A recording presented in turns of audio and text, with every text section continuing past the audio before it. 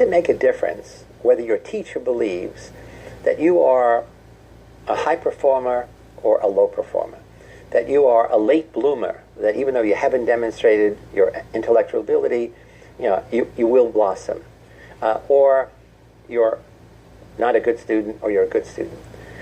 Psychologist Robert Rosenthal and school principal Lenore Jacobson did a remarkable study some years ago in which they told school teachers, elementary school teachers, that on the basis of some psychological tests, some of their students, some of the children in their class were designated as late bloomers. Even though they hadn't shown any academic success, they are expected to bloom. The amazing thing is that in a very short time, the teachers began to treat those children differently than the other kids. Those kids began to think of themselves differently, and in the end, they actually performed significantly better than the other kids. They were transformed by the teacher's positive expectations. The opposite of Jane Elliott's study, in which teachers' negative expectations that the teacher infused led them to think of themselves as inferior. So let's see the Pygmalion effect in action in his classrooms set up by Rosenthal and Jacobson. Positive expectations can change a person's perception of a situation just as dramatically as negative expectations. Psychologists call this the Pygmalion effect, after the George Bernard Shaw play of the same name, in which even an uneducated ragamuffin can be transformed into a proper society lady. In an experiment conducted at an elementary school like this one, psychologist Robert Rosenthal and school principal Lenore Jacobson took the Pygmalion effect one step further. What we wanted to show was the extent to which teachers' expectations could actually affect pupils' intellectual performance, for example, their IQ scores. So what we did was we tested everybody in a school with a test that pretended to be a test that would predict academic blooming, so-called Harvard test of inflected acquisition.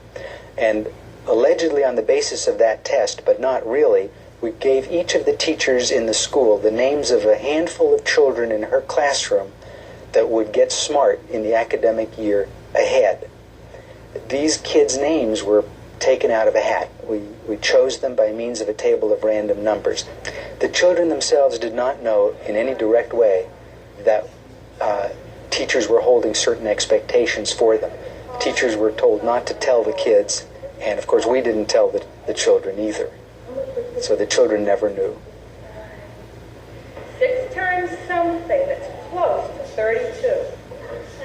Good, 6 times 5. And then when we tested the children a year later, we found that those kids who'd been alleged to their teachers to be showing or going to show intellectual gains, in fact showed greater intellectual gains than did the children of whom we'd said nothing in particular. So the kids actually got smarter when they were expected to get smarter by their teachers. We've come to feel that there are really 4 factors that operate in the mediation or communication of these self-fulfilling prophecies, especially in the classroom, but not only in the classroom. So what are these 4 things that teachers tend to do differently to kids for whom they have more favorable expectations? The first factor is the climate factor. Teachers tend to create a warmer climate for those children for whom they have more favorable expectations. They're just nicer to them, both in terms of the things they say and also in the nonverbal channels of communication. The other very important factor is the so-called input factor. That one probably won't surprise anyone. Teachers teach more material to those kids for whom they have more favorable expectations. After all, if you think a kid is dumb and can't learn, you're not going to put yourself out to try to teach them very much. 2 other factors, though, make a difference. One is the response opportunity factor. That is, kids get more of a chance to respond if the teachers expect more of them. They call on them more often. When they do call on them, they let them talk longer, and they help and shape with them the answers that the kids speak out, kind of working together to put the response out. The last is feedback. The feedback factor works in this way.